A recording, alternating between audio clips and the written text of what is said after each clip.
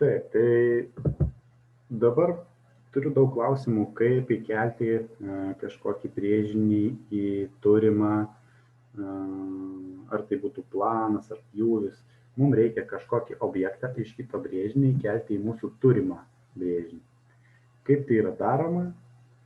Dažnai žmonės susiduria su problema, kad jiem tas objektas būna per didelis ar per mažas, jį reikia kažkiek kartų padidinti ar pamažinti, nesutampa mastelė, atrodo netvarkingai, negražiai ir nekorektiškai. Kaip tai padaryti, kaip suvienodinti mastelius?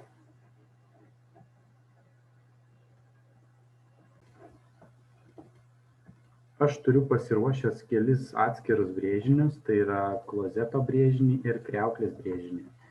Jie yra ne tokio pat mastelio, kaip yra mano planas, ir kai aš juos įkelsiu į šitą brėžinį, jie tikrai atrodys netvarkingai.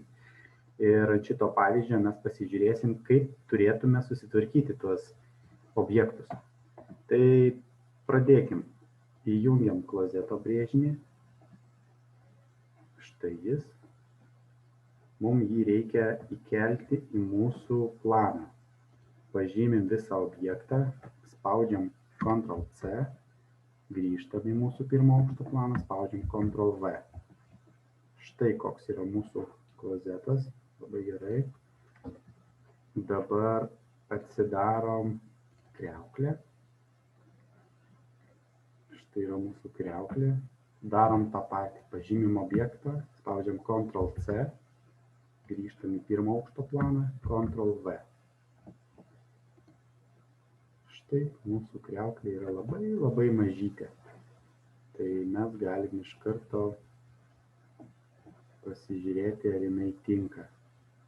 Galbūt kas gali žinoti, bet aš parodysiu, kaip mums žinoti tiksliai.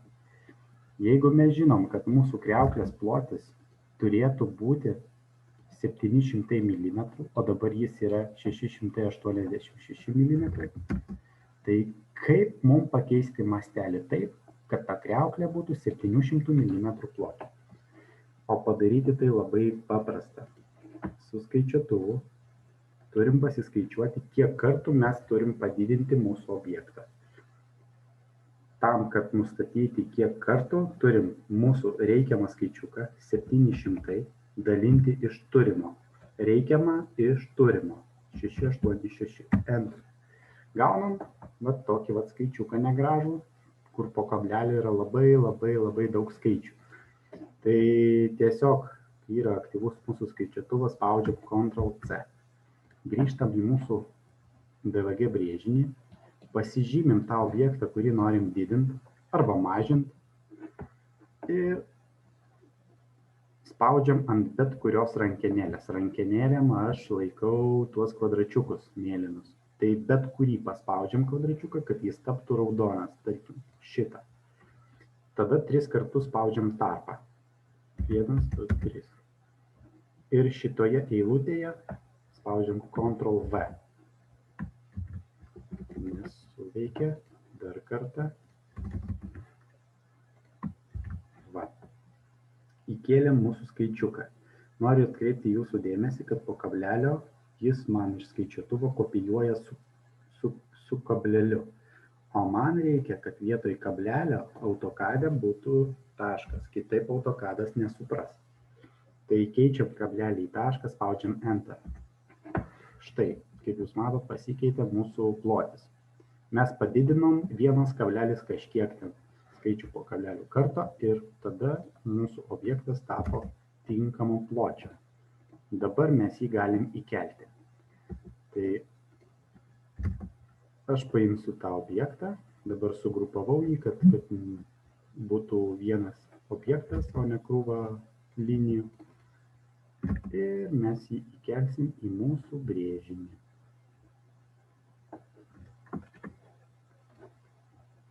Tarp šito taško ir šito per viduriuką. Štai. Ir mūsų kriauklės plotis yra 700. Tai šitos objektus aš paslėpsiu, kad jie mums netrukdytų, būtent matmenų liniją. Štai. Ir mes turim mūsų kriauklės plotį tokį, kokio mums reikėjo. 700. Dabar tą patį mes turim padaryti su klozetu, bet mūsų klozetas yra labai didelis, tai mums reikės jį mažinti. Kaip tai padaryti vėl? Mes turim žinoti, koks turi būti mūsų klozeto plotis. Sakykim, kad jis turėtų būti 600 mm. Dabar pamatuojam, kokį mes turim. Turim tiek milimetrų. Vėl jungiam savo skaičiuotuvą. Sakom, kad mums reikia 600, dalinam, o dabar turim 314804. Enter. Gavom tokį skaičiuką. Šitą skaičiuką nusikopijuojam. Nereikia jo žymėti, tiesiog yra aktyvus mūsų skaičiuotuvas, spaudžiam Ctrl+C. Tada pažymim mūsų objektą. Bakstelim ant rankenėlės, vieną kartą su kairiuoju mygtuku ir 3 kartus spaudžiam tarpą. Tada šitoje eilutėje spaudžiam Ctrl+V. Kaip jūs jau atsimenat, kablelį keičiam į tašką ir spaudžiam Enter. Dabar pasitikrinam, koks yra mūsų klozeto plotis. Kaip matot, plotis tapo 600 mm.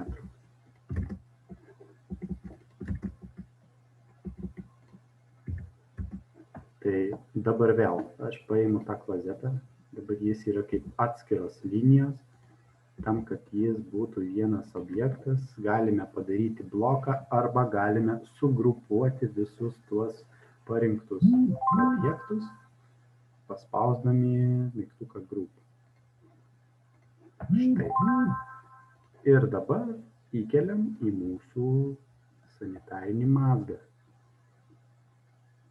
Štai. Pasitikrinam, kad tikrai.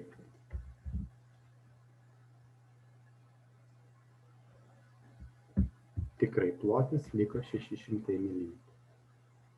Tai tokiu nesudėtingu būdu mes galime didinti arba mažinti objektus, įkelti į vieną ar į kitą DVG brėžinį ir turėti tvarkingą, racionalų vaizdą, kai visi mūsų objektai yra tinkamo mastelio. Tikiuosi buvo naudinga, pabandykite patys. Jeigu turėsite klausimų arba turite kažkokių papildomų dalykų, kuriuos norėtumėte išsiaiškinti, galbūt jums įdomu, kaip aš paslėpiau visus tos matmenis, o paskui vėl grąžinau juos, tai parašykit komentaruose, pabandysim tada sukurti kitą video, kuriame parodysiu, kaip tai yra daroma.